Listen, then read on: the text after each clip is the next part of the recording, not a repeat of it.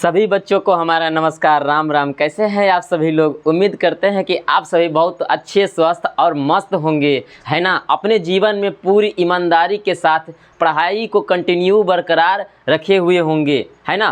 क्योंकि यही जो है आपका मेहनत जो है आपके 2027 के बिहार बोर्ड में रंग लाएगी, है ना। इसी प्रकार से हम आगे की ओर जैसे हमने डिस्कस करना शुरू किए थे कि साइंस का हमने जैव प्रक्रम का पोषण, श्वसन और परिवहन, इन सभी के टॉपिकों को हमने पढ़ चुके हैं।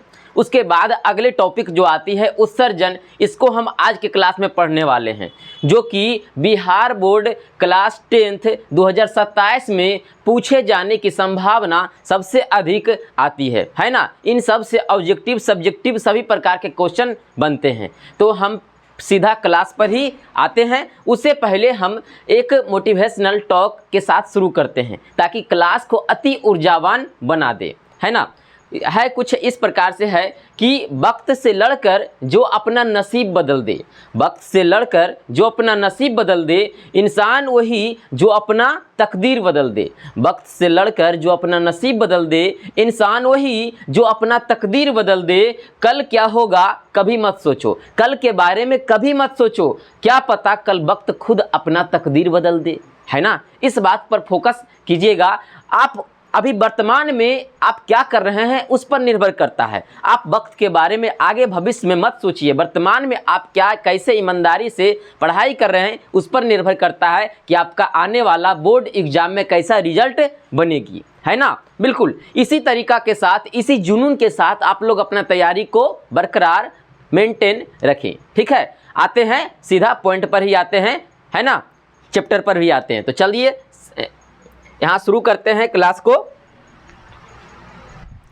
यहाँ पर कुछ इस प्रकार है कि जैव प्रक्रम के अंतर्गत उत्सर्जन टॉपिक है। उत्सर्जन जो कि चैप्टर नंबर 4 है, ये टॉपिक चैप्टर नंबर 4 है, इसके बारे में पढ़ेंगे। चैप्टर नंबर 4 है ये, इसके बारे में पढ़ेंगे उत्सर्जन के बारे में। जैसे जैव प्रक्रम के बारे में हम सीधे तौर पर ये समझते आ रहे थे कि इस प्राकृतिक पर्यावरण में जीवों को, सजीवों को जीवित रहने के लिए बहुत सारे क्रियाकलापों को करनी पड़ती है। जैसे कि पोषण में भोजन ग्रहण करना, श्वसन में श्वास लेना और परिवहन में हमारे पचे हुए भोज्य पदार्थ, खाद्य पदार्थ, पोषक तत्व, इन सब का सही जगह पहुंचाना, ये सभी परिवहन में होती थी, है ना। ये सब पढ़ते थे। अब आगे पढ़ेंगे उत्सर्जन के बारे में, यानी कि हमारे शरीर में वैसे पदार्थ का निर्माण हो जाती है जो हमारे शरीर के लिए आवश्यक नहीं है। हमारे शरीर में वैसे पदार्थ का निर्माण हो जाती है जो हमारे शरीर के लिए आवश्यक नहीं है, यानी कि अनावश्यक पदार्थों को शरीर से बाहर निकाल देते हैं। शरीर क्या करते हैं, वैसे पदार्थ को बाहर निकाल देते हैं। तो ऐसी प्रक्रिया ही उत्सर्जन कहलाती है, ठीक है।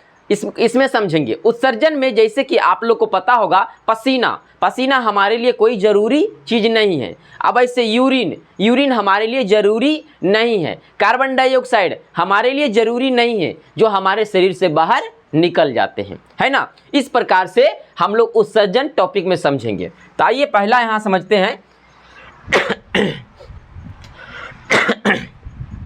उत्सर्जन में बोला गया है, यानी कि एक्सक्रिएशन, इसमें बोला गया उत्सर्जन में कि उत्सर्जन क्या है। पहला तो हम बताए थे कि हमारे शरीर के अंदर सारे क्रियाएं हो जाते हैं, सभी उपापचयी क्रिया हो जाते हैं। उपापचयी क्रिया अर्थात भोजन का पाचन, कोशिकीय श्वसन, इन सभी प्रकार के क्रिया हो जाते हैं। तो क्रिया होने के बाद जो बच जाते हैं अपशिष्ट बेकार पदार्थ, उन सभी का शरीर से बाहर निकल जाना होता है। वैसे ही प्रक्रिया उत्सर्जन कहलाती है। क्या कहलाती है? उत्सर्जन। अब उत्सर्जन प्रक्रिया हुआ ये एक प्रोसेस है, लेकिन उत्सर्जन में जो पदार्थ निकलेंगे बाहर, जो पदार्थ निकलेंगे तो वो कहलाएंगे उत्सर्जी पदार्थ कहलाएंगे। जैसे ये कार्बन डाइऑक्साइड, यूरिन, पसीना, ये सभी उत्सर्जी पदार्थ है ना। अमोनिया के रूप में हमारे शरीर से बाहर निकलते हैं, है ना। तो वो सभी उत्सर्जी पदार्थ है। तो ये सभी उत्सर्जी पदार्थ जो हमारे शरीर से बाहर निकल रहे हैं। और एक होते हैं उत्सर्जन तंत्र, यानी कि जिससे होकर हमारा शरीर से उत्सर्जी पदार्थ बाहर निकल रहे हैं, तो उसे कहते हैं उत्सर्जन तंत्र कहते हैं। जैसे कि वृक्क से होकर के यूरिन बाहर निकलता है ना। और क्या होते हैं, कार्बन डाइऑक्साइड बाहर निकलते हैं फेफड़े से। उसके बाद फिर क्या होते हैं और देखते हैं कि हमारे जो है त्वचा स्किन जो है उससे क्या निकलते हैं, उससे निकलते हैं पसीना। ये सभी क्या हो जाते हैं, उत्सर्जन तंत्र हो जाते हैं, ये सभी ठीक है अंग हो जाते हैं, तो उत्सर्जन अंग हो जाते हैं। तो ऐसे समझेंगे। तो पहले समझते हैं उत्सर्जन क्या है। तो जीवों के शरीर में उपापचयी क्रियाओं के फलस्वरूप उत्पन्न अपशिष्ट पदार्थों का निष्कासन उत्सर्जन कहलाता है। यानी कि जो उत्पन्न होते हैं अपशिष्ट पदार्थ, बेकार पदार्थ, इन सभी का निष्कासन शरीर से बाहर निकाल देते हैं, तो वो उत्सर्जन कहलाते हैं। ठीक है, अब समझेंगे उत्सर्जी पदार्थ। उत्सर्जी पदार्थ में यही देखेंगे कि जंतुओं के अंगों से होकर जो पदार्थ बाहर निकलते हैं, यानी कि जंतु के अंग से होकर जो पदार्थ बाहर निकलते हैं उन्हीं को कहते हैं उत्सर्जी पदार्थ कहते हैं। जैसे कि देखते हैं कि कार्बन डाइऑक्साइड का निकलता है, शरीर से बाहर निकलना, कार्बन डाइऑक्साइड का शरीर से बाहर निकलना, कोशिकीय श्वसन होने के बाद जो हमारा कार्बन डाइऑक्साइड शरीर के अंदर रहते हैं वो बाहर निकलते हैं, है ना, श्वसन के द्वारा, निश्वास, है ना, ये बाहर निकलते हैं। तो कार्बन डाइऑक्साइड का फिर प्रोटीन और एमिनो अम्ल के विघटन होता है, तब क्या निर्माण होता है, नाइट्रोजनी पदार्थ। नाइट्रोजनी पदार्थ में क्या निर्माण होती है, अमोनिया NH3, ये सभी क्या हो जाते हैं, गैस है, ये एक प्रकार की जहरीले गैस है, ये सभी बाहर निकलते हैं। जैसे अमोनिया, यूरिया, यूरिक अम्ल, ये सभी यूरिन के रूप में बाहर निकलते हैं, तो ये सभी उत्सर्जी पदार्थ कहलाते हैं। समझे, तो उत्सर्जी पदार्थ के बारे में आप समझे होंगे। उत्सर्जन क्या है, ये एक प्रोसेस है, प्रक्रिया है, और उत्सर्जी पदार्थ एक क्या है, मैटर है, पदार्थ है ना। इस प्रकार से ध्यान दीजिएगा। अब आगे देखते हैं, नोट में यहाँ पर कुछ पॉइंट है जो एग्जाम के बेसिस से पूछा जाता है। एग्जाम में ऐसा सवाल आती है, देखिएगा, पूछा जाता है कि जंतुओं के शरीर में बनने वाला प्रमुख उत्सर्जी पदार्थ कौन सा है, तो प्रमुख कार्बन डाइऑक्साइड है, क्योंकि ये हमेशा निकलते रहती है श्वसन के द्वारा। तो हमारे शरीर में बनने वाला प्रमुख उत्सर्जी पदार्थ कार्बन डाइऑक्साइड है। आप एग्जाम में यही ध्यान दीजिएगा, ठीक है, इसी को कार्बन डाइऑक्साइड को ही वहां पर टिक लगाइएगा। फिर आगे है, जंतुओं के शरीर में बनने वाला सबसे विषैला उत्सर्जी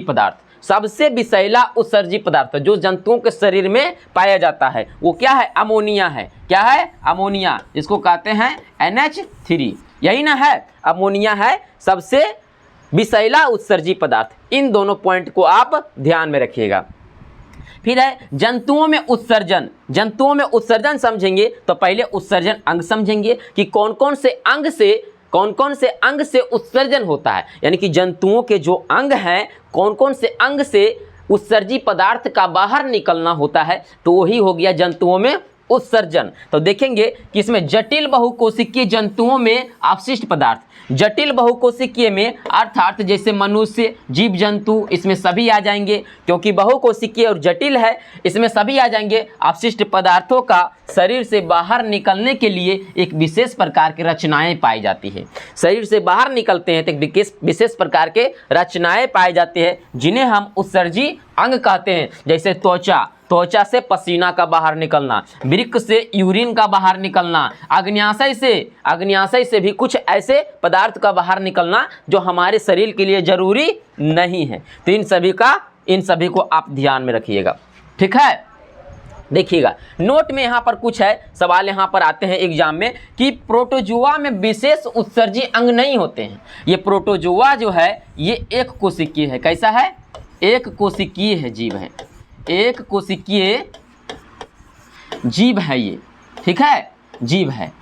तो इसमें उत्सर्जी पदार्थ नहीं होते हैं, इसमें कोई उत्सर्जी पदार्थ या उत्सर्जी अंग नहीं होते हैं, है ना, इसमें कोई उत्सर्जी नहीं होते, एक विशेष उत्सर्जी अंग नहीं होते हैं। जैसे कि मनुष्य के अंदर उत्सर्जी अंग होते हैं, यहाँ पर दिख रहे होंगे, क्या है, वृक्क है, इससे यूरिन का निर्माण होता है, यूरिन ब्लैडर में, फिर जाकर के यूरिन वो बाहर निकलते हैं, तो वहाँ उत्सर्जन की प्रक्रिया हुआ, मनुष्यों में हुआ, लेकिन एक कोशिकीय जीवों में नहीं होती है। एक कोशिकीय जीवों में होती है, वैसे जीवों में होती है जिसमें उत्सर्जन की प्रक्रिया, जैसे कि अमीबा में उत्सर्जन की प्रक्रिया होगी, है ना, अमीबा में होगी, क्योंकि वो प्राणी संपोषण विधि द्वारा भोजन को ग्रहण करते हैं, है ना, उसमें उत्सर्जन की प्रक्रिया होगी। अब देखिएगा, अमीबा में कार्बन डाइऑक्साइड तथा नाइट्रोजनी पदार्थों का मुख्य रूप से अमोनिया जैसे उत्सर्जी पदार्थ बनाते हैं। अमीबा में क्या बनाते हैं? कार्बन डाइऑक्साइड तथा नाइट्रोजनी पदार्थ और अमोनिया, ये सभी उत्सर्जी पदार्थ बनते हैं तथा ये उत्सर्जी पदार्थ अमीबा के शरीर से बाहर निकलते हैं।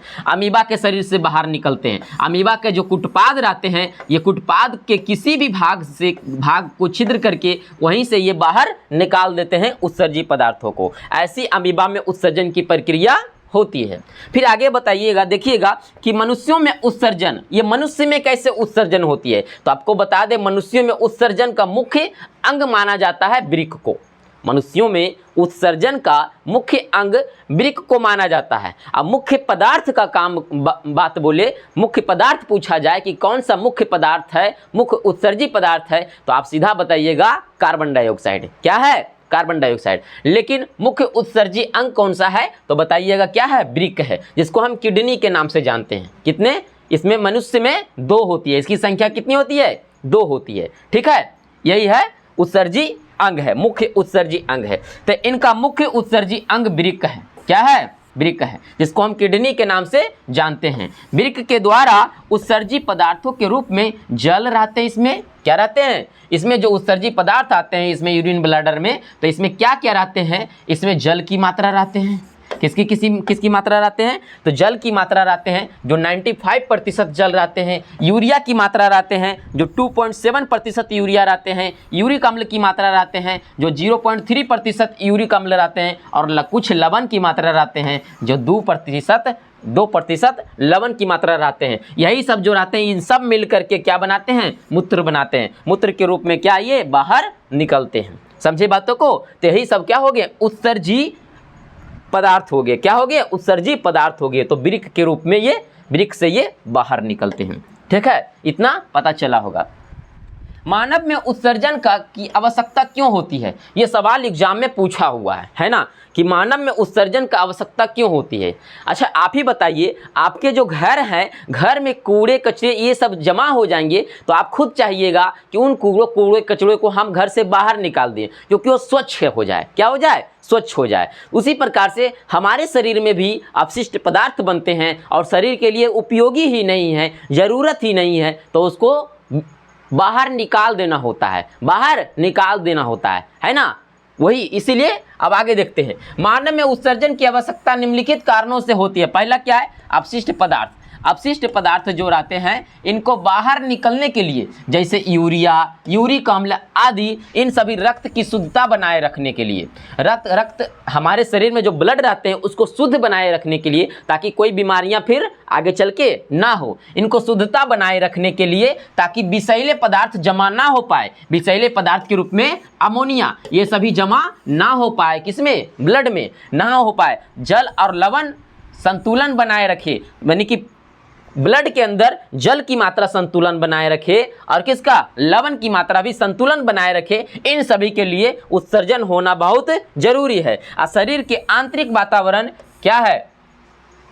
होमियोस्टेटिस की स्थिर रखने के लिए, है ना, ऐसा शरीर के वातावरण को भी रखने के लिए, शरीर के वातावरण को भी, आंतरिक वातावरण को भी स्थिर रखने के लिए, कि आंतरिक वातावरण शरीर का बढ़े ना और घटे ना। आप कमेंट में बताइएगा कि मानव शरीर का तापमान कितना होता है ना, बताइएगा तो कितना होता है, कमेंट बॉक्स में इसको लिखिएगा। आप देखिएगा, शरीर के आंतरिक वातावरण को स्थिर बनाए रखने के लिए क्या उत्सर्जन जरूरी है। उसी प्रकार से आगे फिर सवाल पूछा गया है। सवाल आगे है, एग्जाम में पूछा गया कि पौधे एवं मानव में उत्सर्जन की तुलना कीजिए। तुलना कीजिए, अंतर नहीं पूछा गया है, तुलना कीजिए कि पौधा और मानव में उत्सर्जन जो होता है, इन दोनों की तुलना कीजिए। तो देखेंगे, पहला महत्वपूर्ण बिंदु है उत्सर्जक अंग।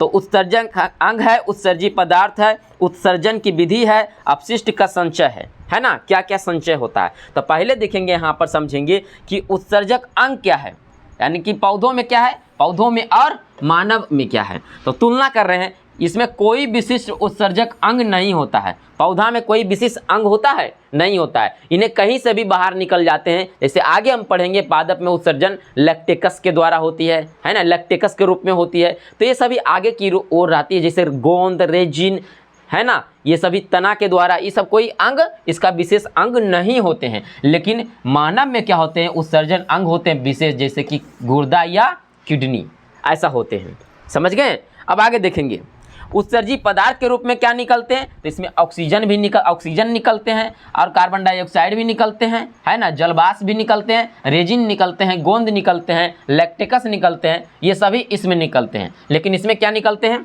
यूरिया निकलते हैं। आपका एक सवाल होगा लैक्टिकस क्या है, तो लैक्टिकस के बारे में आगे हम चर्चा करेंगे। ये एक दूध जैसा पाया जाता है जो तना के रूप में रहता है, वो एक अपशिष्ट पदार्थ के रूप में है पौधा में, है ना, ये आगे हम चर्चा करेंगे। ठीक है।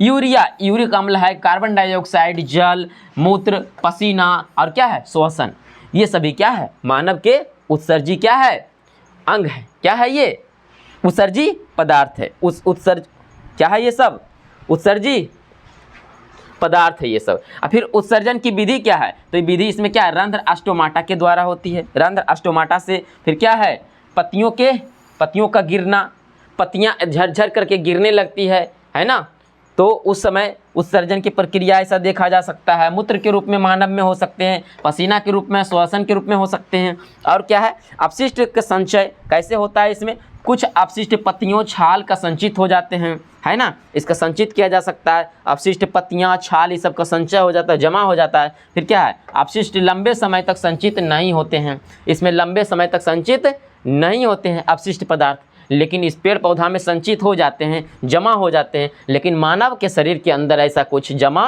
नहीं होते हैं, वो उत्सर्जन हो जाते हैं, निकल जाते हैं, ऐसा ही प्रक्रिया होती है। तो पौधे एवं मानव में उत्सर्जन की तुलना कीजिए, ये आप आराम से कर लीजिएगा। फिर आगे है, मानव शरीर में प्रमुख उत्सर्जक अंग कौन सा है, तो मानव शरीर के प्रमुख उत्सर्जक अंग पूछा जाएगा तो बताइएगा, प्रमुख उत्सर्जक अंग कौन सा हो जाएंगे, गुर्दा हो जाएंगे। कौन हो जाएंगे, गुर्दा अर्थात किडनी। ठीक है, आप इस सवाल का जवाब बिल्कुल दीजिएगा, है ना, बिल्कुल भूलिएगा मत, ध्यान रखिएगा, ये सब सवाल पूछा जाता है, अक्सर एग्जाम में आती है। ठीक है, ये सब पूछा हुआ सवाल है, बशर्ते डेट नहीं लिखा हुआ है, लेकिन पूछा हुआ ये सवाल है ना। मूत्र का निर्माण किस अंग में होता है, तो मूत्र का निर्माण किस अंग में होता है, गुर्दे या किडनी में। कहाँ होती है, गुर्दे या किडनी में। पौधों का उत्सर्जन किस रूप में होता है, तो पौधों का उत्सर्जन का मुख्यतः गैसों के रूप में, जल के रूप में और रेजिन गोंद के रूप में होता है। पौधों में उत्सर्जन गैसों के रूप में होते हैं, पौधों में उत्सर्जन क्या, ऑक्सीजन गैस, है ना, कार्बन डाइऑक्साइड गैस इस रूप में होती है। और जल का उत्सर्जन होते हैं H2O के रूप में, जो कि बाष्पोत्सर्जन की प्रक्रिया में। और रेजिन, गोंद, ये सब उत्सर्जी पदार्थ के रूप में तना से उत्सर्जन होते हैं, है ना। फिर आगे नेफ्रॉन क्या है ना, यहाँ पर एक सवाल पूछा गया है, नेफ्रॉन क्या है, तो इसके बारे में हम समझेंगे। ये किडनी का एक संरचनात्मक इकाई है, बाद में इस सवाल को समझते हैं। पहले यहाँ पर हम कुछ इसके टॉपिक को समझ जाते हैं। ठीक है, अब देखिए यहाँ पर अब आ गया वृक्क आ गया, यानी कि मुख्य उत्सर्जी अंग वृक्क अर्थात वृक्क या गुर्दा या किडनी, इन्हें तीनों नाम से जाना जाता है। तो देखेंगे ये वृक्क क्या है, वृक्क जो उत्सर्जी अंग है ये क्या है, इसके बारे में देखेंगे। ठीक है,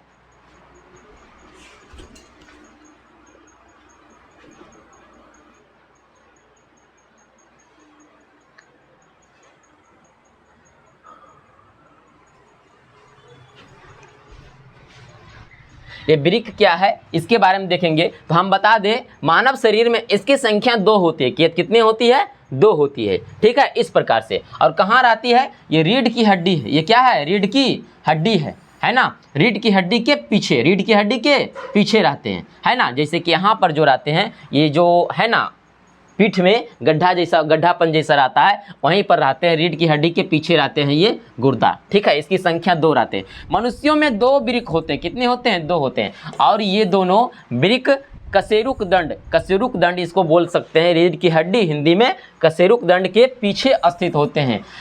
बायां वृक्क की अपेक्षा कुछ ऊपर स्थित होती है, यानी कि ये जो दायां वृक्क है, ये बायां वृक्क की अपेक्षा क्या होती है, कुछ ऊपर स्थित होती है।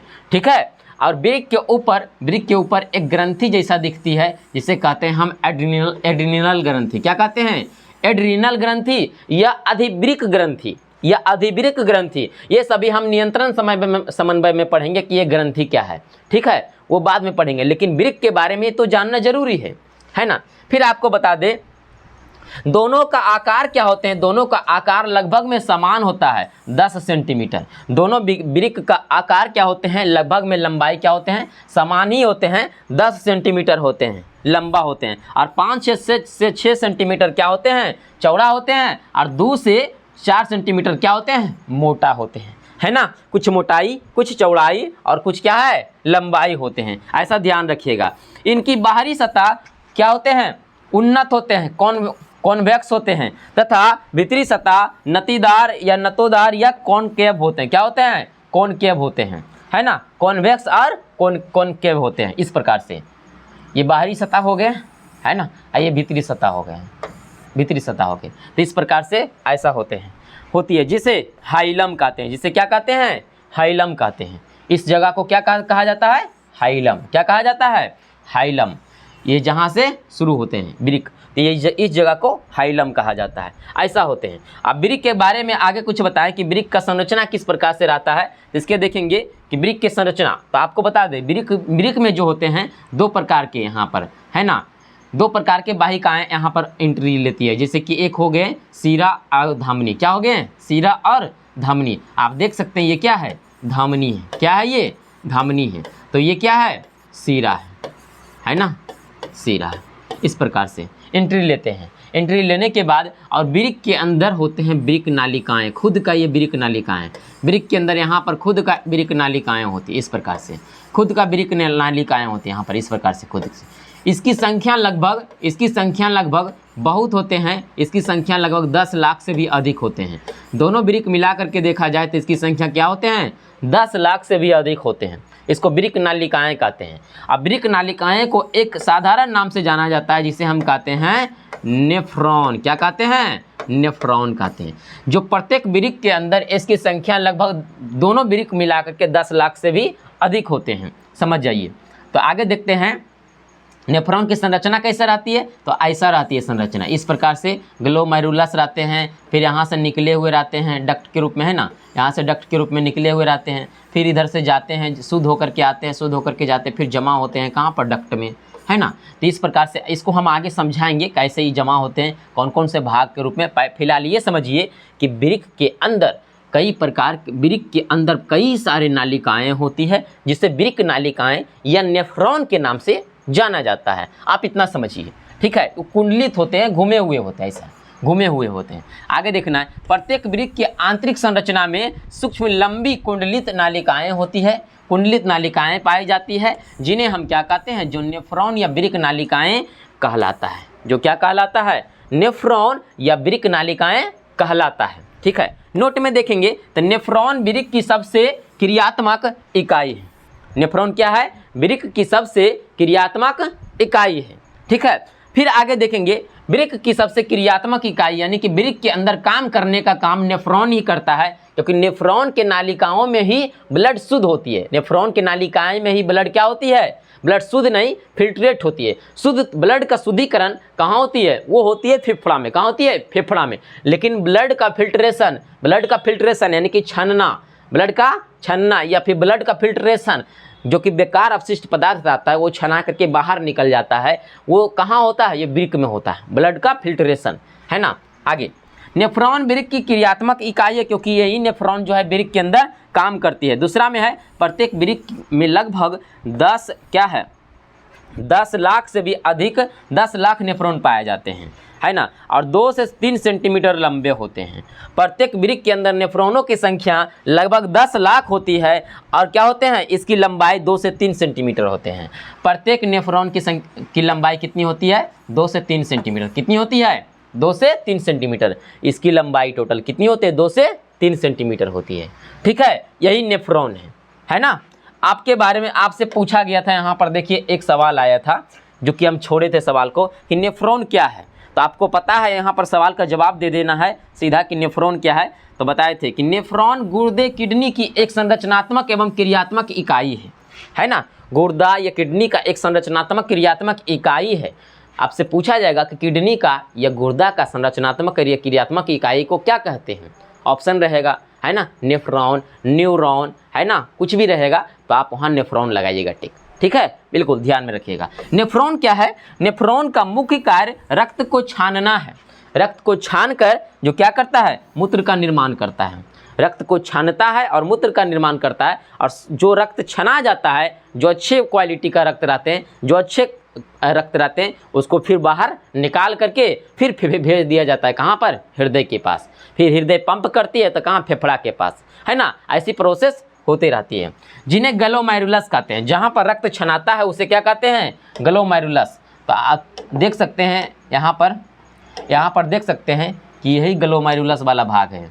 ये जो है ना, इसी के अंदर ब्लड क्या होते हैं, छनते हैं। तो यही ग्लोमेरुलस वाला भाग है, इसी के अंदर छनते हैं।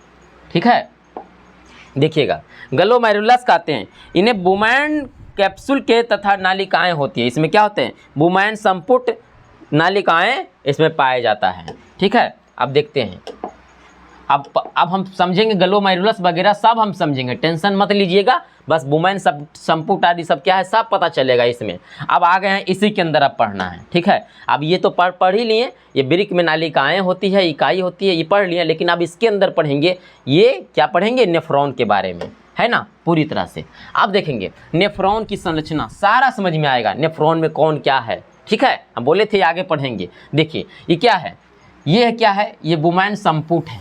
क्या है, ये अर्धचंद्राकार प्याला जैसा ऐसे संरचना होती है। ठीक है, ऐसा होती है, बुमैन संपुट है। अब इसी के अंदर जालीनुमा जैसी संरचना होती है, जिसे कहते हैं जाल जैसा बना हुआ रहता है, जिसे कहते हैं हम ग्लोमेरुलस कहते हैं। क्या कहते हैं, ग्लोमेरुलस कहते हैं। और इसी से निकलती है नालिकाएं, निकलती है। क्या निकलती हैं, नालिकाएं निकलती हैं, इसी से होकर के नालिकाएं निकलती है। और निकल करके फिर नीचे जाती है, नीचे जाने के बाद फिर कहाँ पर, इस संग्राहक नालिका में जमा हो जाती है। यहाँ पर मूत्र का जमाव होता है, मूत्र का जमा होता है। अब इधर से देखिए, एक पतली नालिका यहाँ पर दिख रहा होगा, पतली नालिका से ब्लड जाती है। और पतली नालिका से ब्लड जाने के बाद, नहीं ऐसा नहीं होती है, देखिएगा, मोटी नालिका से ब्लड आती है, पतली नालिका से निकलती है। ठीक है, देखिएगा यहाँ पर क्या होती है, मोटी नालिका से ब्लड आती है ना, तो बहुत ज़्यादा ब्लड आती है, मोटी नालिका से ब्लड आती है। फिर यहाँ पर ग्लोमेरुलस में मिलने के बाद, छना जाने के बाद, ब्लड छना जाने के बाद, अब जो ब्लड बचता है वो पतली नालिका से अधिक दाब के साथ निकलती है। अब बताइए, जब आया बहुत ज़्यादा बहुत ज़्यादा की संख्या में ब्लड आया, अब बहुत ज़्यादा की संख्या में ब्लड आने के बाद कम दाब के साथ ब्लड निकल रहा है, तो शुद्ध ब्लड निकलेंगे कम दाब के साथ, क्योंकि जो छनाना था बड़े बड़े अणु वाले, वो तो छना गए एजे पर ही, यहीं पर छना गए, कहाँ पर, ग्लोमेरुलस में। अब जो ब्लड बचा वो ब्लड कहाँ निकल जाते हैं, पतली नालिका से निकल जाते हैं। और यही पतली नालिका से ब्लड निकल जाते हैं, फिर कहाँ से निकलते हैं, निकल करके इधर से ही निकल जाते हैं, है ना। कहाँ से एंट्री लेते हैं, यहाँ से यदि एंट्री लेते हैं, फिर कहाँ से निकल जाते हैं, इधर से, है ना, इधर से निकल जाते हैं।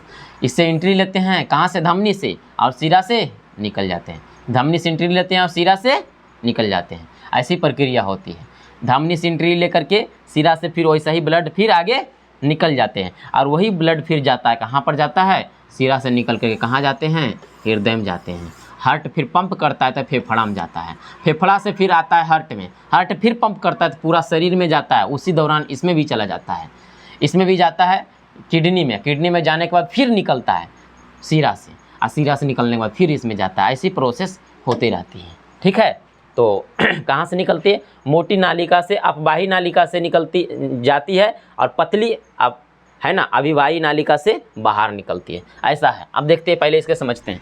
प्रत्येक वृक्क की नालिकाओं के सिरा पर एक गोले जैसी थैली जैसी संरचना होती है, पाई जाती है, जिसे हम बुमैन संपुट कहते हैं। देखिएगा, प्रत्येक वृक्क है, इसमें गोले जैसी संरचना पाई जाती है, जिसे हम बुमैन संपुट कहते हैं। ठीक है, इसको देख के चलिएगा क्या है ये।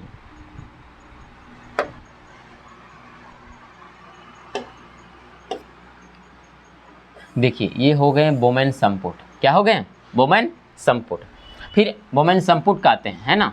फिर आगे इसके अंदर जाल जैसी संरचना होती है, जिन्हें हम ग्लोमेरुलस कहते हैं। हम बताए थे इसके अंदर जालिका जैसी संरचना होती है, जिन्हें हम क्या कहते हैं, ग्लोमेरुलस कहते हैं। ठीक है, वृक्क नालिकाओं के समीप एक कुंडलित भाग होती है, जिन्हें अवरोही चाप कहते हैं, और एक अस्थित कुंडलित भाग होती है, जिन्हें आरोही चाप कहते हैं, है ना। एक अवरोही चाप है और एक आरोही चाप है। दोनों हेनेल के चाप, दोनों में एक हेनेल का चाप होता है। यानी कि बोला गया है कि एक अवरोही चाप और एक आरोही चाप, इसके बाद फिर क्या आते हैं, ये अवरोही चाप। क्या आते हैं, अवरोही चाप, अवरोही चाप। फिर क्या होते हैं, आरोही चाप, फिर अवरोही चाप ये हो गए, फिर ये हो जाते हैं आरोही चाप, आरोही चाप होते हैं। ठीक है, इन दोनों के मध्य में यहाँ से यहाँ तक में एक रहते हैं जो कहलाता है हेनेल का चाप, हेनेल का चाप के चाप। इस प्रकार से नालिका का नाम है, ऐसा नामकरण किया गया है इसका, ऐसा रहते हैं। फिर इन दोनों के मध्य में एक हेनेल का चाप होती है। फिर आगे आरोही चाप आगे की ओर संग्राहक नालिका में खुलती है। कहाँ खुलती है, आरोही चाप, आरोही चाप आगे की ओर कहाँ खुलती है, ये संग्राहक नालिका में खुलती है, यहाँ पर जाती है, यहाँ पर जमा हो जाता है। ठीक है, यहाँ पर खुलती है।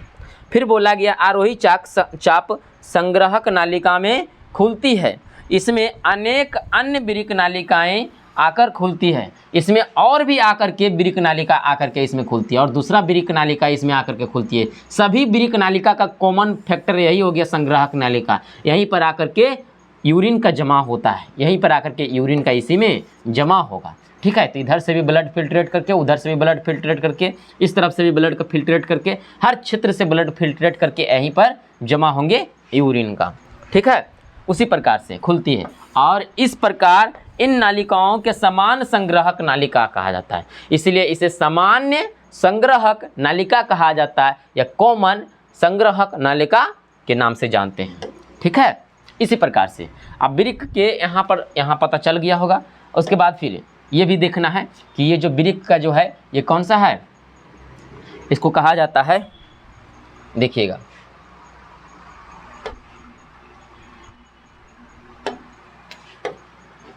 वृक्क का ये वाला भाग ये कहलाता है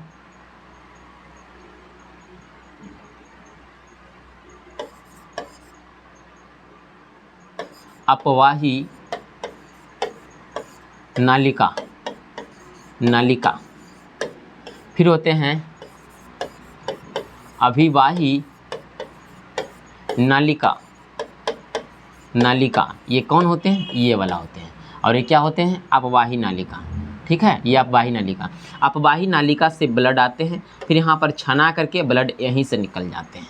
ठीक है, इधर ब्लड नहीं जाते हैं, और यहाँ पर छनाने के बाद जो यूरिन रहते हैं, यूरिन इधर से आते हुए, कहाँ से, अवरोही चाप से आते हुए, कहाँ, हेनेल के चाप तक में आते हुए, फिर कहाँ पर, अब आरोही चाप से गुजरते हुए संग्राहक नालिका में चले जाते हैं। क्या चले जाते हैं, यूरिन, यूरिन चले जाते हैं। ठीक है, यूरिन बोले तो मूत्र, ऐसा चले जाते हैं। और क्या होते हैं, इस वाले भाग में अवरोही चाप में कुछ कुछ जल का अवशोषण होते हैं, इनके दीवारों के द्वारा, इनके दीवारों द्वारा कुछ कुछ जो मूत्र में जो है, यूरिन में जो जल की मात्रा है उसका अवशोषण होते हैं, यानी कि अवशोषण होते हैं जल की मात्रा को। और आगे जब बढ़ते हैं हेनेल के चाप से आगे बढ़ते तो यहाँ पर लवण का अवशोषण होते हैं। आरोही चाप में कुछ लवण का अवशोषण होता है, लवण, नमक का यहाँ पर अवशोषण होता है। अवशोषण होने के बाद फिर जो बचता है यूरिन में अपशिष्ट सब चला जाता है संग्राहक नालिका में। ऐसा प्रक्रिया को समझ के चलिएगा। ठीक है, वैसा ही है। जैसे वृक्क के कार्य के बारे में बोला गया, ये शरीर में जल संतुलन का कार्य करती है। शरीर में क्या काम करती है, जल संतुलन का कार्य करती है। यानी कि हमारे ब्लड में जल की मात्रा यदि अधिक हो गई, हमारे ब्लड में जल की मात्रा अधिक हो गई, तो इन्हीं के दौरान फिल्ट्रेशन के दौरान ही लगभग 95% जल कहाँ हो जाएंगे, यूरिन में चले जाएंगे। कहाँ पर, यूरिन में चले जाएंगे। इसको कहते हैं यूरिन ब्लैडर। उस प्रकार से ये समान संग्रह की नालिका है। ये क्या है, समान संग्रहक नालिका है। यहीं पर समान संग्राहक नालिका से होते हुए कहाँ ब्लड चले, यूरिन चले आते हैं, यूरिन ब्लैडर में। यहीं से होते हुए कहाँ चले आते हैं, यूरिन ब्लैडर में। ठीक है, इसको कहते हैं यूरेट्रस। यूरेट्रस जो ये नालिका है इसका नाम क्या है, यूरेट्रस। इसको यूरिन ब्लैडर के नाम से जाना जाता है। ठीक है, फिर समय समय पर जब ये ब्लैडर भर जाते हैं तो समय समय पर ये निकल जाते हैं, है ना, निकलते रहते हैं इस प्रकार से। फिर आगे रक्तदाब का नियंत्रण, ये भी क्या करते हैं, रक्तदाब का नियंत्रण करते हैं। जैसे कि हमारे ब्लड जैसे एंट्री किए हैं, हमारे ब्लड जो धमनी से एंट्री करते हैं, तो धमनी में क्या होते हैं, बहुत प्रकार के अशुद्धियाँ मिले रहते हैं। क्या रहते हैं? बहुत प्रकार के अशुद्धियाँ मिले रहते हैं। बहुत प्रकार के इसमें अशुद्धि मिले रहते हैं। तो इस कारण से ब्लड का दबाव बढ़ जाता है, और ब्लड का दबाव बढ़ जाता है, फिर वो फिल्ट्रेट हो जाते हैं। जब छना जाते हैं, छनाने के बाद जब सीरा के माध्यम से बाहर निकलने लगते हैं, तो वो क्या होते हैं, तो वो अशुद्धियाँ अब नहीं बचते हैं, तो रक्त का दाब घट जाता है। रक्त का दाब क्या हो जाते हैं? घट जाते हैं। तो कह सकते हैं हमारे ब्लड के दाब को भी नियंत्रित कर रहा है, रक्त के दाब को भी नियंत्रित कर रहा है ना। तो इसीलिए ब्लड के दाब को ये नियंत्रित करने के भी काम करता है। रक्त दाब को यह नियंत्रित करता है, रक्त के खनिज लवणों की मात्रा को बनाए रखता है। रक्त में खनिज लवण की मात्रा यदि बढ़ जाता है, तो खनिज लवण की मात्रा यदि घट जाता है या बढ़ जाता है, तो आपको पता है ना कि इसी के अंदर यहाँ पर कुछ खनिज लवण की मात्रा का भी अवशोषण हो रहा था, जल का भी कुछ अवशोषण हो रहा था, यूरिन के रूप में भी जल बाहर निकल रहे थे, इन सब का भी कुछ अवशोषण हो रहा था। तो खनिज लवण की मात्रा को भी नियंत्रित रखता है, और कुछ यहाँ पर भी लेके चलाता है खनिज लवण जो बाहर निकल जाते हैं, यूरिन के रूप में, मूत्र के रूप में बाहर निकल जाते हैं। यहाँ से भी होता है ना, यूरिन ब्लैडर में जमा होता है तो खनिज लवण जमा होता है ना। इसको पढ़े ही थे, जैसे कि यहाँ पर देखिए लिखा हुआ था,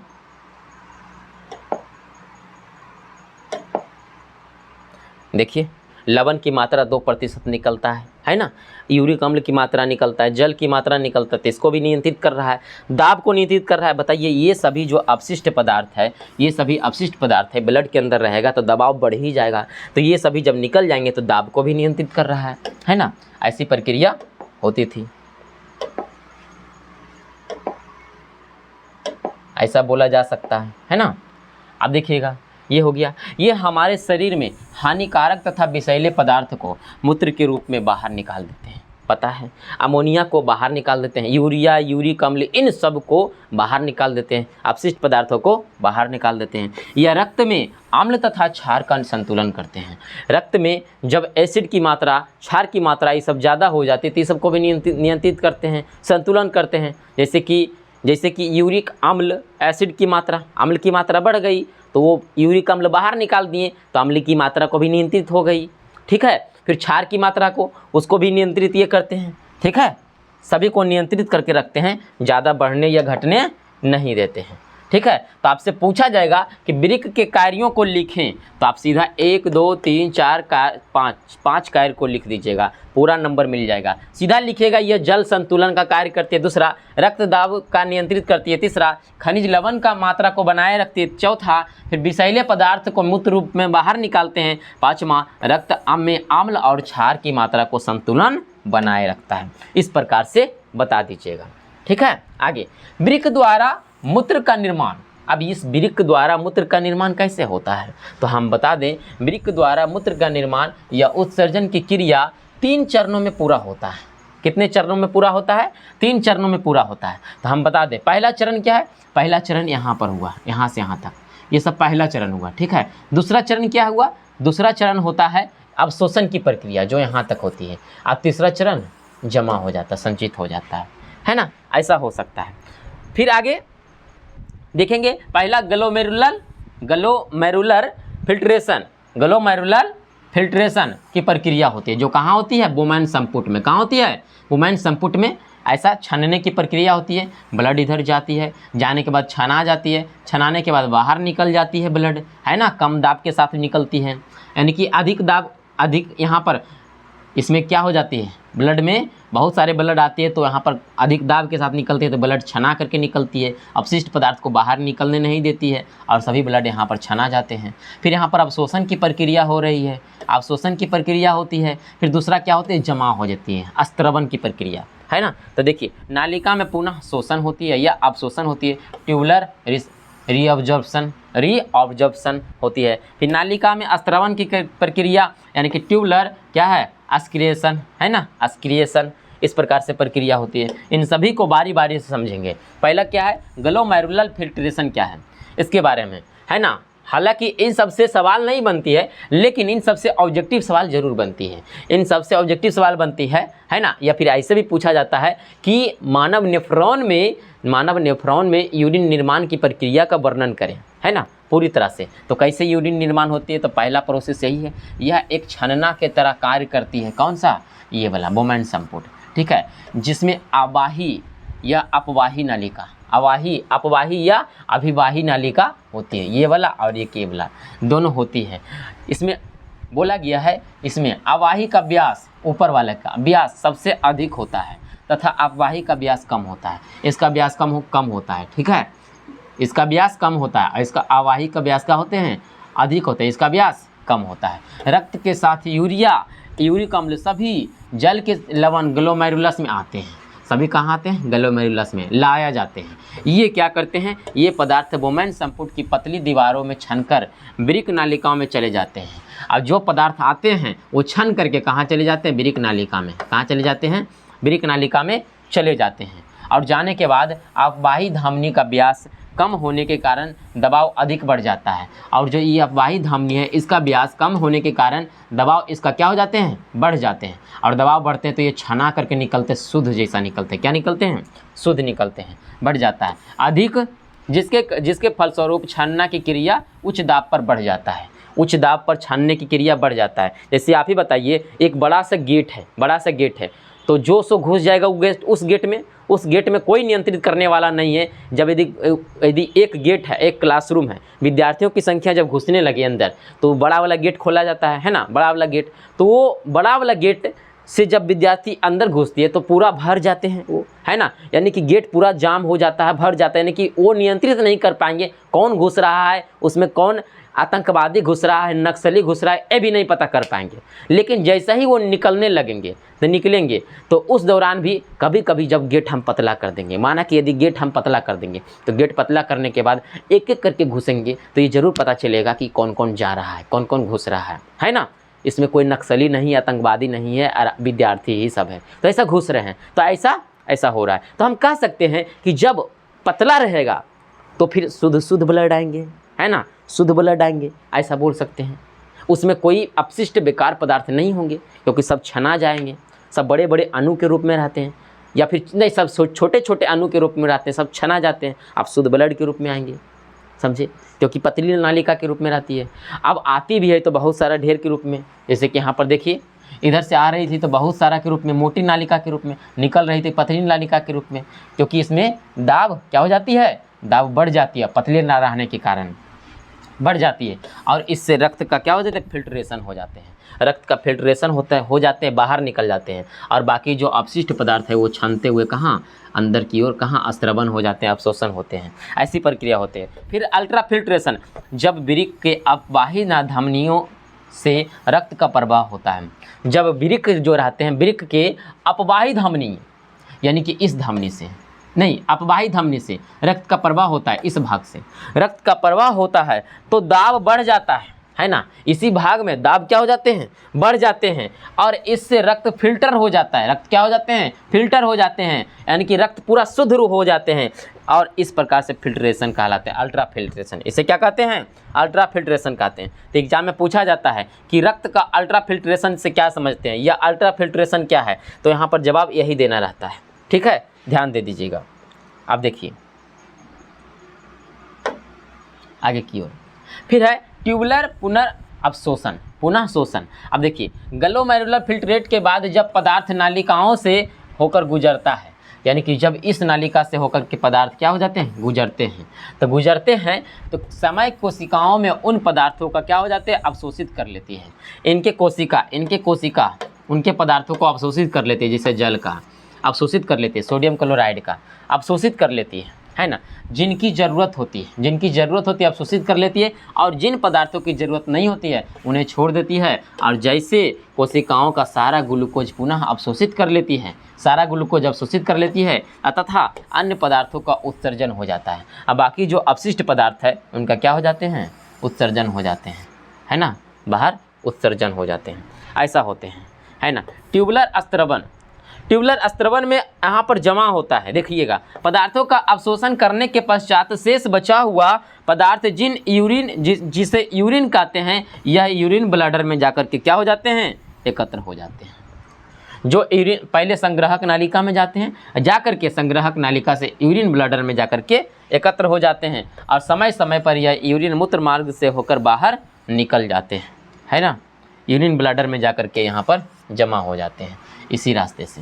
ये सामान्य संग्राहक नालिका है, इधर से भी ब्लड आएंगे, इधर से ब्लड नहीं आएंगे, इधर से आएंगे यूरिन, इधर से यूरिन, सब जगह से यूरिन आएंगे, है ना। हर क्षेत्र से यूरिन आएंगे। आने के बाद इसमें भी कई संख्या में नेफ्रॉन होंगे, क्या होंगे, नेफ्रॉन होंगे, बहुत सारे नेफ्रॉन इसमें होंगे, कई संख्या में होंगे। इसकी संख्या दोनों में मिला करके बताए थे कितना होते हैं, 10 लाख के बराबर, है ना। इतना ध्यान में रखिएगा। अब देखिए नोट में कुछ यहाँ पर पॉइंट है जो एग्जाम से रिलेटेड है। देखिएगा क्या है पॉइंट, लगभग समान रक्त में 100 ml रक्त में 30 मिलीग्राम यूरिया मौजूद होती है। समान रक्त है, सिंपल रक्त है, उसमें 100 मिलीग्राम रक्त में 100 मिलीग्राम रक्त में 30 मिलीग्राम यूरिया ही रहता है, 30 मिलीग्राम यूरिया ही रहता है। केवल 70 मिलीग्राम ही क्या रहते हैं, मिलीग्राम ही क्या रहते हैं। 100 मिलीलीटर रक्त में 100 मिलीलीटर रक्त में 30 मिलीग्राम क्या रहते हैं, यूरिया पाए जाते हैं, ऐसा बोला गया है। ठीक है, फिर आगे देखते हैं। सामान्यतः यूरिया एमिनो अम्ल से बनता है। यूरिया किससे बनते हैं, एमिनो अम्ल से बनते हैं। एमिनो अम्ल का विखंडन कहाँ होता था, प्रोटीन से। क्या, प्रोटीन में। याद है, प्रोटीन को पेप्सिन एंजाइम तोड़ते थे तो किसमें, पेप्टोन में, है ना। आप पेप्टोन को ट्रिप्सिन एंजाइम तोड़ते थे, प्रोटीन को पेप्सिन तोड़ते थे, है ना। आप पेप्टोन को ट्रिप्सिन तोड़ते थे तो किस में बदलती थी, पेप्टाइड में, पॉलीपेप्टाइड।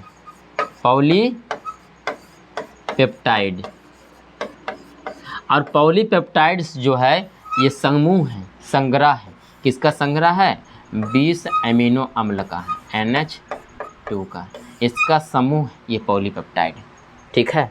और यही एमिनो अम्ल के रूप में टूटते हैं तो फिर जाकर के एमिनो अम्ल से फिर जाकर के यकृत में, हमारे यकृत में यूरिया का निर्माण होता है। CONH2 का होल ट्वाइस यूरिया का निर्माण होता है। और वही यूरिया क्या होते हैं, यूरिया एमिनो अम्ल से बनते हैं, क्योंकि एमिनो अम्ल से ही यूरिया का निर्माण होते हैं। फिर पूछा जाता है कि सामान्य 100 मिलीलीटर रक्त में 2 mg से 3 mg यूरिक अम्ल पाए जाते हैं। ठीक है, ऐसा ध्यान में रखिएगा। मूत्र का रंग पीला होता है। आपसे पूछा जाता है कि मूत्र का रंग पीला क्यों होता है, ये यूरोक्रोम के कारण। किसके कारण, यूरोक्रोम के कारण। मूत्र में मौजूद यूरोक्रोम होते हैं, उसके कारण मूत्र का रंग क्या होते हैं, पीला होते हैं। आप इस बात को ध्यान में रखिएगा। पूछा जाता है हीमोडायलिसिस क्या है। जब कभी कभी हमारा वृक्क डैमेज हो जाने के कारण, क्षतिग्रस्त हो जाने के कारण वो फिल्ट्रेट नहीं कर पा रहे हैं, हमारे ब्लड को साफ नहीं कर पा रहे हैं, फिल्ट्रेट नहीं कर पा रहे हैं, तो उस स्थिति में हम बाहरी मशीन या उपकरण के सहायता से अपने ब्लड का फिल्ट्रेशन करते हैं। समझे बातों को। यानी कि जब हमारे शरीर में जो रहते हैं वृक्क, वो क्षतिग्रस्त हो जाते हैं या फिर किसी कारण से वो काम करना बंद कर देते हैं, तो वो फिल्ट्रेट नहीं कर पाते हैं शरीर में, तो हम किसी बाहरी मशीन के सहायता से क्या करते हैं, ब्लड का फिल्ट्रेट करते हैं। उसी को तो कहते हैं हीमोडायलिसिस। क्या कहते हैं, हीमोडायलिसिस। ठीक है, देखिएगा, जब वृक्क क्षतिग्रस्त होकर अपना कार्य करना बंद कर देता है, हमारे शरीर के अंदर काम करना बंद कर देता है, तो इस स्थिति में क्या करते हैं, शरीर में ज़रूरत से अधिक मात्रा में जल, खनिज लवण, यूरिया, जहरीले पदार्थ एकत्र होने लगते हैं। अब शरीर में ज़रूरत से अधिक मात्रा में जमा होने लगते हैं ये सभी पदार्थ, जिससे रोगी को मृत्यु हो सकती है। जान का यहाँ पर थोड़ा सा रिस्क है। फिर आगे, ऐसी स्थिति में वृक्क जैसा ही एक आर्टिफिशियल मशीन लगाया जाता है, जो वृक्क जैसा काम कर रहा था वैसा ही काम बाहर से करवा देंगे, है ना। जैसे काम अंदर से नहीं हो रहा है तो बाहर से करवा दिया जाएगा। मशीन लगाया जाता है जो एक आर्टिफिशियल मशीन है। आर्टिफिशियल मशीन है, मनुष्य के द्वारा बनाया गया है। इसके इस्तेमाल से संपन्न कराया जाता है, यानी कि फिल्ट्रेट कराया जाता है ब्लड का। इसी प्रक्रिया को हम हीमोडायलिसिस कहते हैं, है ना। हीमोडायलिसिस कृत्रिम वृक्क है, कृत्रिम वृक्क के जैसा काम करता है, यानी कि प्राकृतिक वृक्क के जैसा नहीं, कृत्रिम वृक्क के जैसा कार्य करते हैं, ठीक है, की तरह कार्य करती है। जैसे कि हम देख सकते हैं ये हाथ है, ये क्या है, हाथ है, यहाँ पर देख सकते हैं। अब यहाँ पर देखिएगा कि यहाँ से ब्लड जा रही है, ठीक है, ब्लड जाने के बाद यहाँ पर जाने के बाद फिर क्या हो जाती है, ब्लड अंदर जाती है, अंदर जाने के बाद शीतलता हो जाती है, फिर आगे की ओर ब्लड जाती है, ब्लड आगे की ओर जाती है, जाने के बाद ऐसे ही फिर धीरे धीरे, यानी कि सब मैनेज करता है, नियंत्रित करता है कि कितना इसमें जा रहा है ब्लड, कितना प्रेशर से जा रहा है। जाने के बाद अब इसमें हीमोडायलिसिस हो गया, समझिए, यानी कि ब्लड को यहाँ पर फिल्ट्रेट किया जाएगा डायलाइजर मशीन में, डायलाइजर मशीन में भेजा जाता है। अब ब्लड को शुद्ध फिल्ट्रेट किया जाता है, साफ़ किया जाता है, फिर यहाँ से ब्लड निकल जाता है, और निकलने के बाद फिर ब्लड आगे की ओर बढ़ती है, आगे की ओर बढ़ती है, फिर कहाँ डाल दिया जाता है, आगे की ओर अगला नस में, समझिए। धमनी से निकाला जाता है, सीरा में डाल दिया जाता है, धमनी से निकाला जाता है, सीरा में डाल दिया जाता है। वो शरीर के किसी भी पार्ट में कर सकते हैं, क्योंकि हमारे शरीर के हर एक पार्ट में सीरा और धमनी है, पैर में भी है, हाथ में भी है, हर जगह सीरा और धमनी मौजूद है, ठीक है। ऐसा ही प्रक्रिया होती है। जैसे हीमोडायलिसिस कार्य की प्रक्रिया ये कैसे काम करती है, जैसे अभी समझाएं वैसा ही काम करती है। देखिएगा, रोगी के शरीर में रक्त एक धमनी के द्वारा निकालकर उसे 0 डिग्री सेल्सियस तक ठंडा किया जाता है। धमनी के द्वारा क्या करते हैं, निकालते हैं, और 0 डिग्री सेल्सियस तक क्या करते हैं, ठंडा करते हैं। यहाँ पर ठंडा करने के बाद ठंडा किया जाता है, परंतु इस रक्त को एक विशेष प्रतिरक्षक की उपचारित कर तरल अवस्था में ही रखा जाता है, यानी कि लेकिन ये ब्लड को जमने नहीं देता है। 0 डिग्री सेल्सियस पर जम भी सकता है, लेकिन इसको जमने नहीं देता है, और तरल अवस्था में ही रखता है, और तरल अवस्था में रख करके फिर आगे की ओर भेजा जाता है द्रव अवस्था में। इस रक्त को एक पंप की सहायता से डायलाइजर में भेजा जाता है। कहाँ भेजा जाता है, डायलाइजर में भेजा जाता है। और यहाँ रक्त के नाइट्रोजनी विकार, जो नाइट्रोजनी विकार रहेंगे, अमोनिया, यूरिया, यूरिक अम्ल, लवण, सभी को क्या करते हैं, साफ़ कर देते हैं। डायलिसिस फ्लूइड में चला जाता है, डायलिसिस फ्लूइड में जाता है, और उसके बाद फिर क्या करते हैं, वहाँ पर साफ़ कर देते हैं। इस तरह के शुद्ध किए रक्त को पुनः शरीर के तापक्रम में लाया जाता है। फिर शुद्ध करने के बाद फिर आगे की ओर ब्लड बढ़ते हैं, तो पुनः शरीर के ताप में लाया जाता है। यहाँ 0 डिग्री सेल्सियस था, अब शरीर के ताप में लाया जाएगा। यहाँ पर शरीर का तापमान यदि 37 डिग्री सेल्सियस है तो इतना पर फिर लाया जाएगा ब्लड को, और लाने के बाद फिर ब्लड कहाँ पर डाल दिया जाएगा, मनुष्य के अंदर। और यह रक्त को पंप की मदद से सीरा के द्वारा रोगी के शरीर में वापस पहुँचा दिया जाता है। किसके द्वारा, सीरा के द्वारा शरीर में वापस पहुंचा दिया जाता है। यही है हीमोडायलिसिस की एक प्रक्रिया, प्रोसेस है, ठीक है, समझ में आया होगा। आगे देखिएगा, वृक्क पथरी या किडनी स्टोन क्या है, तो समझिएगा, हमारे इस वृक्क में कुछ पथरी के रूप में, स्टोन के रूप में जमा हो जाते हैं। जैसे कि हम कुछ ऐसे खाना खाते हैं, कुछ ऐसे भोजन खाते हैं जिसमें स्टोन पाया जाता है, वो ब्लड के अंदर जाती है, तो ब्लड के अंदर वो धीरे धीरे करके छोटा छोटा भाग करके एक स्टोन के रूप में जमा होते रहते हैं। जिस प्रकार से इतने बड़े बड़े स्टोन जमा हो जाते हैं, तो हमारे यूरिन को जाने में क्या करते हैं, प्रतिरोध उत्पन्न करते हैं। यूरिन को गति करने में प्रतिरोध उत्पन्न करते हैं, यूरिन को गति करने नहीं देते हैं, रुकावट पैदा करते हैं, समझे। तो वही किडनी स्टोन के रूप में है, किडनी स्टोन एक प्राकृतिक रूप से पाया जाता है, टमाटर से होती है। ये किससे होती है, टमाटर से। जैसे कि टमाटर के कैल्शियम ऑक्जिलेट ये किडनी स्टोन का नाम है, प्राकृतिक किडनी स्टोन का नाम है कैल्शियम ऑक्जिलेट। ये अधिक से अधिक टमाटर खाने से होती है। तो क्या आप बोलिएगा कि टमाटर खाना ही छोड़ दे? नहीं, टमाटर खाना छोड़िए नहीं, टमाटर खाइए, लेकिन टमाटर प्रतिदिन 2, 3, 4 यानी कि बहुत संख्या में टमाटर खा रहे हैं तो उसमें नुकसान है। सप्ताह में यदि सप्ताह में या प्रतिदिन 1 टमाटर खा रहे हैं तो कोई नुकसान नहीं है, या प्रतिदिन 1 केजी 2 केजी टमाटर खा रहे हैं तो वहाँ नुकसान है। यानी कि अधिक संख्या में सेवन करना, अधिक मात्रा में सेवन करने से हमारे शरीर में किडनी स्टोन जैसी समस्या देखने को मिल सकती है। समझ गए बातों को? ऐसा ही इसीलिए कहा जाता है हमें भोजन को भी नियंत्रित ढंग से ग्रहण करनी चाहिए। अनियंत्रित यदि भोजन हुआ तो हमारा शरीर अनियंत्रित हो जाएगा, और शरीर अनियंत्रित हो जाएगा तो ऐसा ही कुछ समस्या देखने को मिलेगी।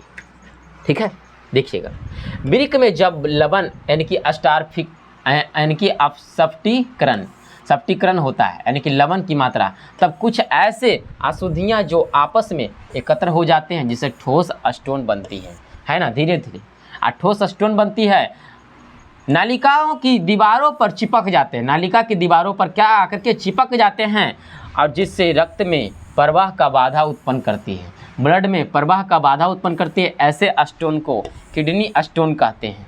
ऐसे स्टोन को क्या कहते हैं?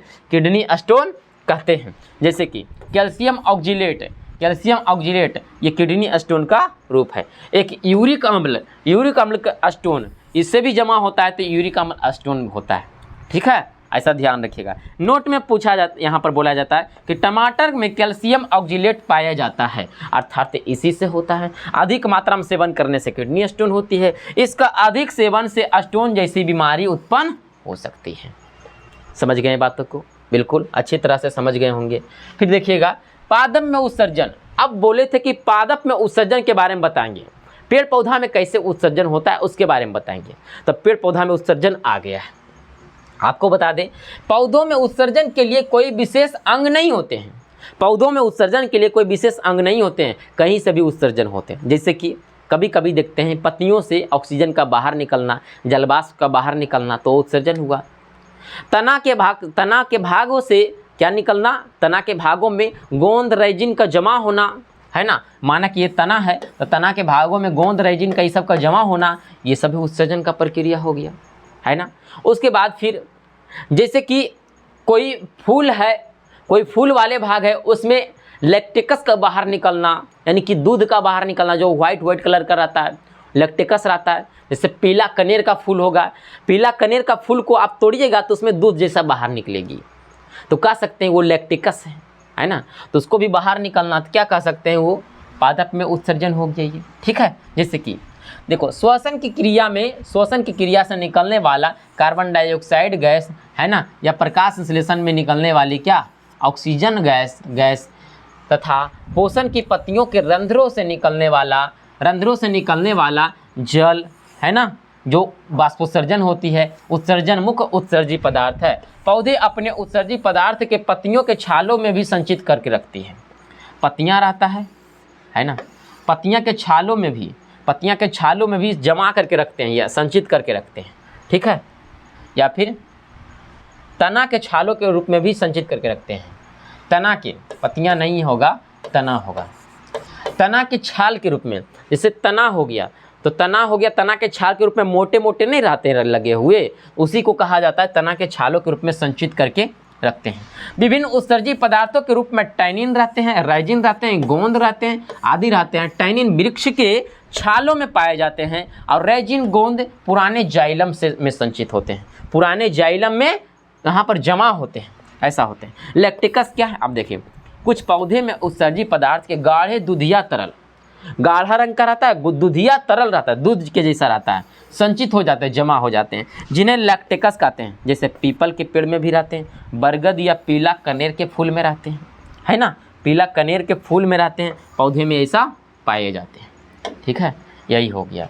तो इस प्रकार से हमारा यहाँ पर समाप्त हुआ पौधों में उत्सर्जन और जंतुओं में उत्सर्जन। पूरी तरह से देखिए, जितना भी सवाल उत्सर्जन से पूछा जाएगा सारा इसी कंसेप्ट के अंदर रहेगा। बस आपका काम एक ही बचता है यहाँ पर कि अब आप इसको रिवीजन कीजिए। ठीक है, जो भी आप यहाँ पर लगाया गया बोर्ड पर, तो उसको आप देखिए, है ना, बार बार उसको रिवीजन कीजिए। रिवीजन करने से कहा जाता है ना कि आप एक बार पढ़िएगा, 2 बार पढ़िएगा, इसी प्रकार से रिवीजन करने से, बार बार रिवीजन करने से आपके दिमाग में वो बार बार आता जाएगा। अब जब कोई बात यदि बार बार दिमाग में आता जाए तो वो हमारा सेकेंडरी मेमोरी में चला जाता है। जैसे अभी आप सुने तो वो प्राइमरी मेमोरी में गया होगा, 2 दिन बाद आप भूल भी सकते हैं, लेकिन उसको सेकेंडरी मेमोरी में जाने के लिए आप क्या कीजिएगा, उसको रिवीजन अधिक से अधिक कीजिएगा, तो वो हमेशा उसी में चला जाएगा, आप कभी नहीं भूलिएगा। जैसे इमेजिन कीजिए आप बचपन का ऐसा कुछ बात जो तो ज़रूर होगा जो आपको याद होगा, जो आपको